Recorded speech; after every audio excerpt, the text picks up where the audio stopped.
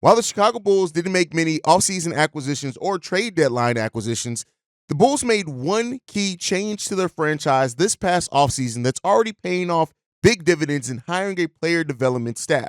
We're going to talk about the impacts of that staff so far on just this season, the first year that they've been there. We're also going to take a look at the buyout candidates for the Chicago Bulls and previews tonight's game against the Cleveland Cavaliers, the last game before the All-Star break. We're going to get into all that and more right after this. You are now tuned in to Chicago Bulls Central, your number one place for all Chicago Bulls news and content.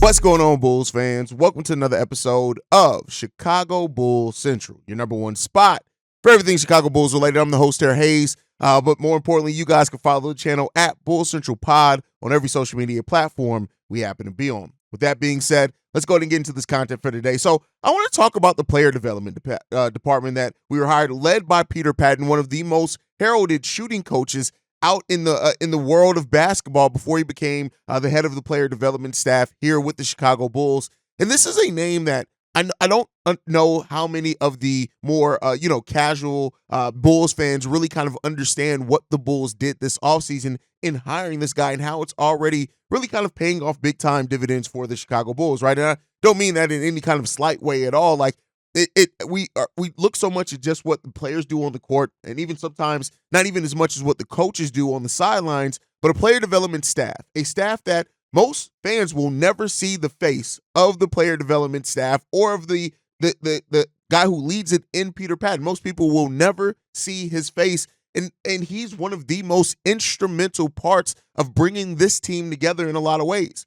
Already on this season, Coby White, Ayo Dosunmu, and Dalen Terry have all talked about how Peter Patton has helped them just this past offseason. We had it earlier in the season, right after Coby White really started going on this run now that he's been on for months as far as playing at this high level. He talked about how the player development, head of player development and Peter Patton sat down with him and talked about some of his shooting motions and things like that. Coby White saying, hey, nobody's ever stopped and really talked to me about changing these little things with my shot because I've always been such a good shooter over my career.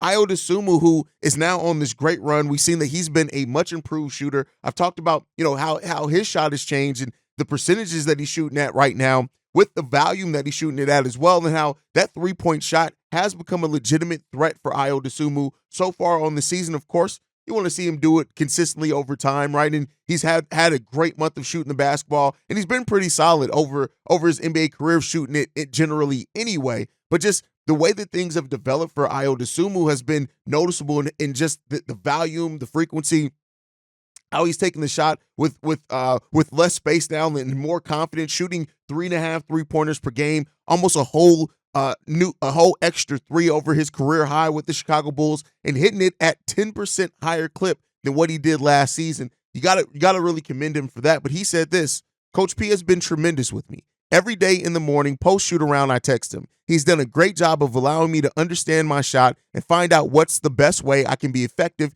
using my jump shot. And he's very blunt with me. If I shoot a couple the wrong way, he always corrects me the right way, and I thank him for that. That is something that I do not want to let that go by. He even saying this. He's sending the film at nighttime saying, this is a good shot, this is a bad shot, and we have a relationship where he can coach me hard. When you have a player like an Ayo Dosunmu, who is already one of the best work ethic players on the Chicago Bulls team, one of the reasons people feel so confident about Ayo Dosunmu being one of those players who will hit whatever his ceiling is his work ethic. And when you have a coach that is sending you tape, not just saying, hey, you can change these things, but showing specific examples of what and why and where you can do it, that's going to help tremendously, right? And I go back to Coby as well, who also is another player that's shooting the highest volume of three-pointers in his career so far, the 5 years he's been in the NBA, but also hitting them at the best clip. I'm not saying that Peter Patton and this player development staff is the only reason that these players are doing that, but I do think that it'd be remiss not to understand how important that development staff is when we have drafted so many players that have been these pieces that need to develop and have been, kind of raw prospects coming into the NBA. We've already seen Dalen Terry's shot look better. Now, he's not hitting it at a great rate yet at all, and I think Dalen Terry had such more of a gap to overcome than Ayo and Kobe White, who are already pretty solid shooters over their career. I mean, I would assume we're not amazing. His rookie year, he's 37% from the field on 2.5 threes per game. His second year, he dropped down to 31%, still on that same 2.5 3-pointers per game. So he's always been a solid three-point shooter. Not great, but solid, right? And so now the fact that you add that in, same with Kobe White, always been a really solid three-point shooter, but now we're seeing that confidence in that shot rise so much. Dalen, Julian Phillips, these are players that only with 1 year, I should say one offseason and a partial season so far with that new player development staff, have both changed their shots in a meaningful way. They still got work they need to do. And I think Julian Phillips specifically, like when you see what Julian's shot was in college, and then you see what it's been so far in the NBA, you understand the work that's been done there with Julian Phillips. Now, it's up to them to continue to develop, to continue to fight, and to kind of take their game even further than that and show that they can stay on the basketball court.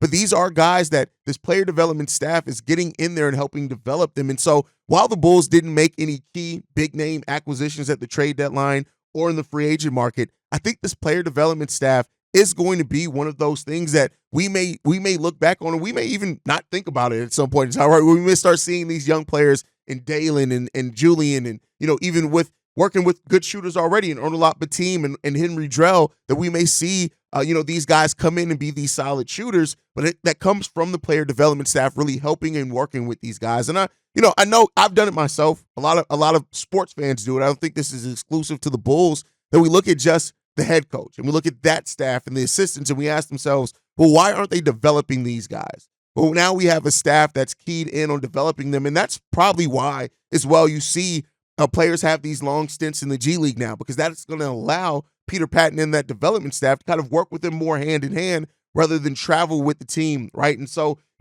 again, I'm not trying to throw any bell towards the front office or towards AK and their lack of, kind of going out there and being more aggressive as a front office, but they did do something this offseason that I think is going to pay the bigger dividends off, and that is this player development staff.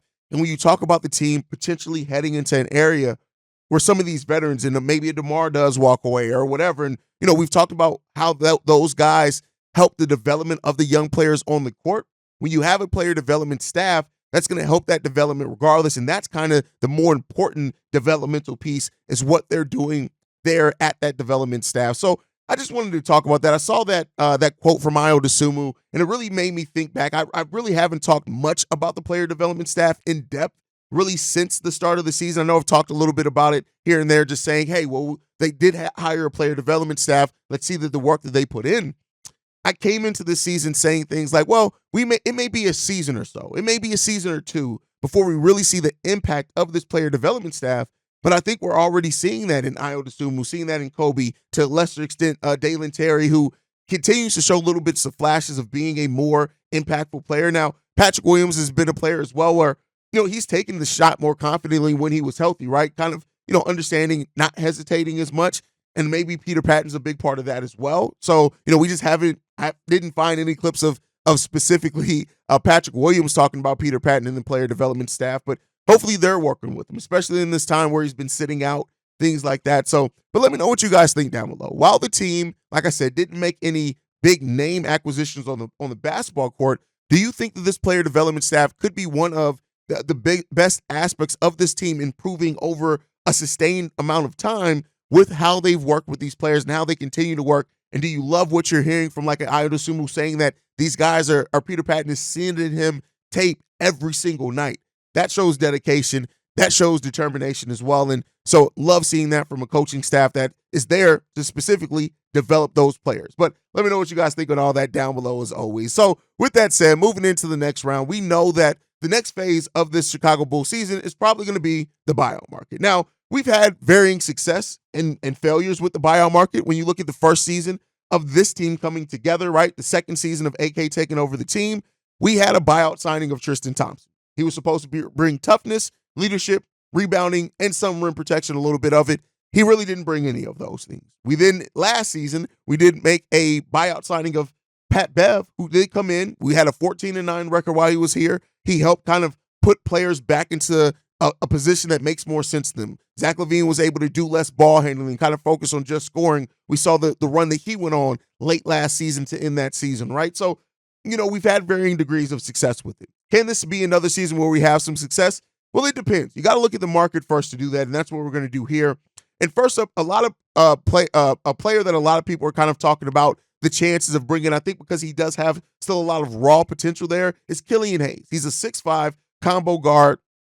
I think more of a point guard naturally is what you would want to do him at, but he's only 22 years old. He hasn't really had a great basketball career at all. The fact of the matter is he's just not a good basketball player. He can't shoot.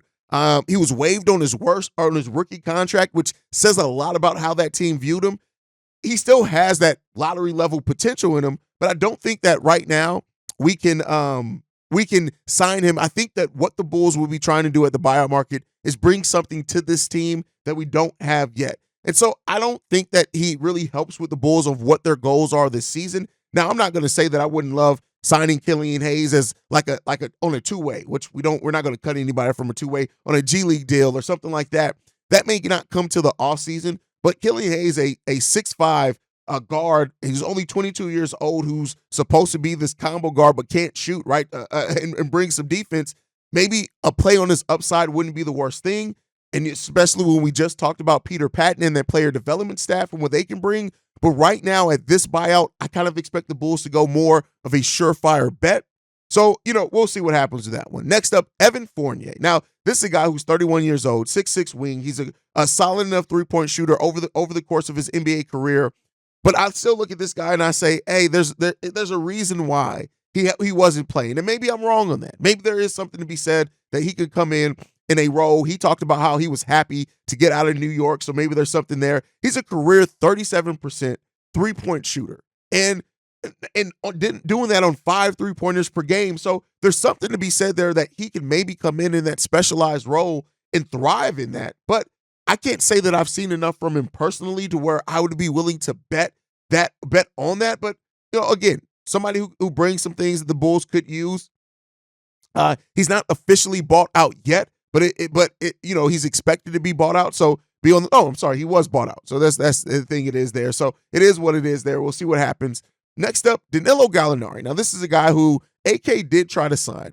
He ended up going to the Boston Celtics for a little bit more money. We ended up pivoting and signing Goran Dragic at that time. Now, this is a guy who, at the end of the day, he still brings some three-point shooting, averaging 45% from the field, 35.3% from three-point range. There's some questions there about how much he's going to be. Is he washed up?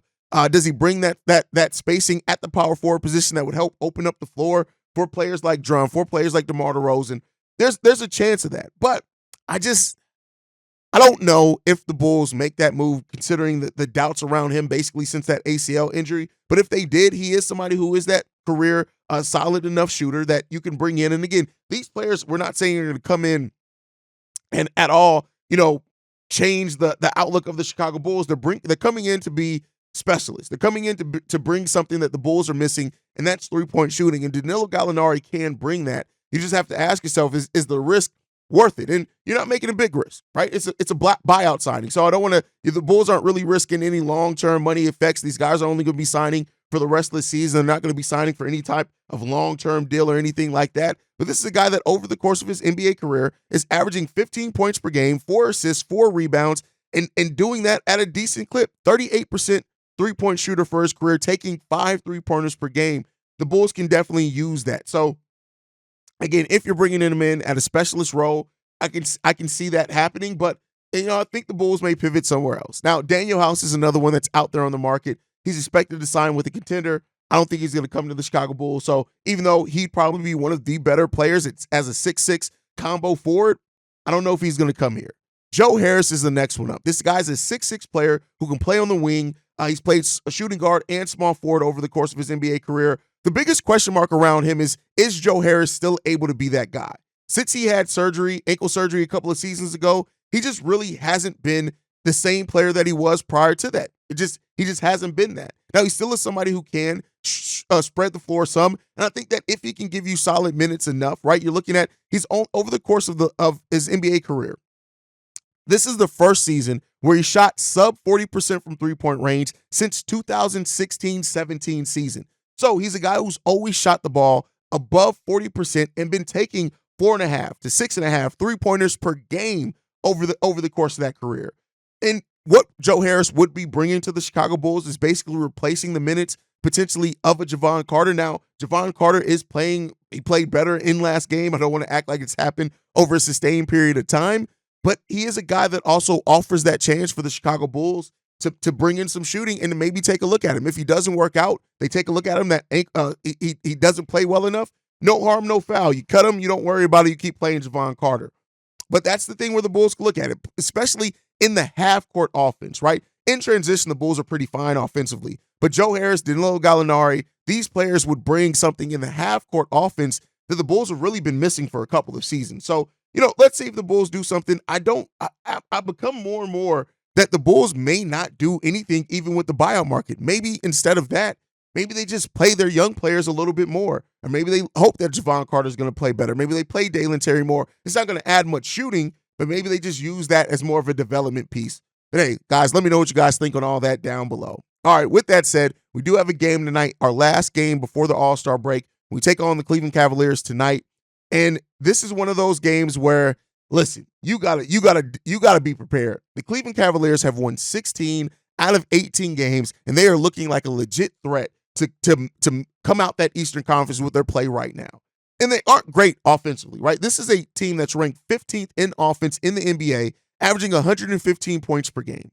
They are efficient from the field, though, shooting the ball as a team 48.3% as a team, which is solid enough, right? They are also 18th in the NBA in three-point percentage, 36.2%. So again, not one of those teams that you look at on paper as being a threat to completely light the Bulls up from three-point range like we've seen some other teams do. But they do have Donovan Mitchell, which we'll talk about here in a second. As long as you got Donovan Mitchell, a player who dropped over 70 points on us, there's always that chance of that player going off, right? So the Cavs have a decent enough offense to where you still have to look out for them. You cannot come in here laxing defensively at all against the Cleveland Cavaliers.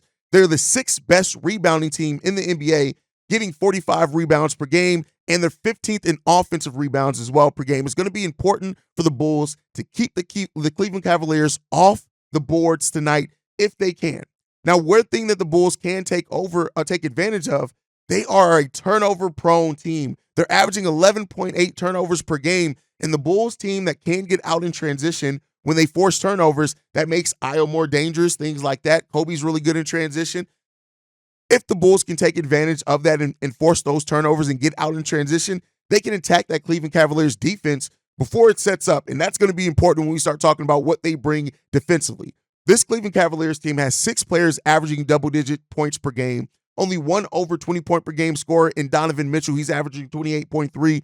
We already know what Donovan Mitchell can do. He's done it against us a few times since becoming a member of the Cleveland Cavaliers. But when you look at it, this team is led in most statistical categories by Donovan Mitchell and Jared Allen. Donovan Mitchell leads them in points per game, assists, steals per game, whereas Jared Allen leads them in rebounds and blocks per game. That's not to say that that's the only focal point, because we know Darius Garland is another player that can go off. He's averaging 18.4 points per game. The Bulls having a solid defense where they're playing that team defense is going to be important against this Cleveland Cavaliers offense that really spreads the ball around. Hell, we saw this team without most of their stars light up the Bulls, and that's with Max Strus going off on the Chicago Bulls. So again, another player you have to watch out for, especially getting hot from that three-point range, and the Bulls need to be locked in and try to avoid that tonight so they can go into this break maybe with a win. Now, the thing that makes the Cleveland Cavaliers such a dangerous team isn't their offense. Their offense is good, right, and efficient enough to where it's good enough, but it's that defense. They have the second best defense in the league, only allowing 109 points per game. They have the fourth lowest field goal percentage by their opponents in the NBA as well, and they're ninth in turnovers forced, averaging 13.4 forced turnovers per game. This is a team that also is going to try to force turnovers, rebound the ball well, and get out in transition. The Bulls have to be prepared for that, because if they aren't, they're going to get lit up.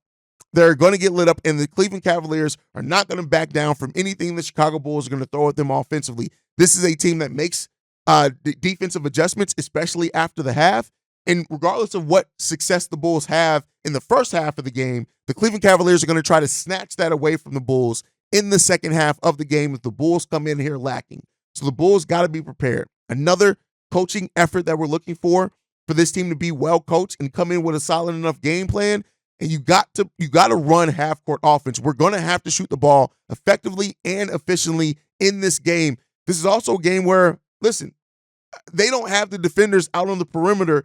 Well, they do. They have some defenders out on the perimeter. But Kobe White, if he can play well and shoot the ball better earlier in this game, they're going to try to force some of their bigger players like Okoro and other players to be the ones guarding Kobe White. If he can do that, which could free up DeMar DeRozan to do his thing. This also is a team that does foul decently, right? I don't want to say they foul a lot, but they do allow their opponents to get to the free throw line. So look out for DeMar and his ability to get to the free throw line being one of the really big parts of this game as well. So let's see what this team can do, man. Last game before the All-Star break, we have 8 days off, which that rest is going to be really important for players like DeMar, players like Kobe who've been playing so many minutes, number 2 and number 4 in the league in minutes played per game. So we want to get those guys rest, but also getting another win in this Eastern Conference race as it's the time now to start watching the standings is going to be important. The Bulls have played okay against some of the better teams right here recently. That win against Minnesota definitely stands out. Can the Bulls have another performance like that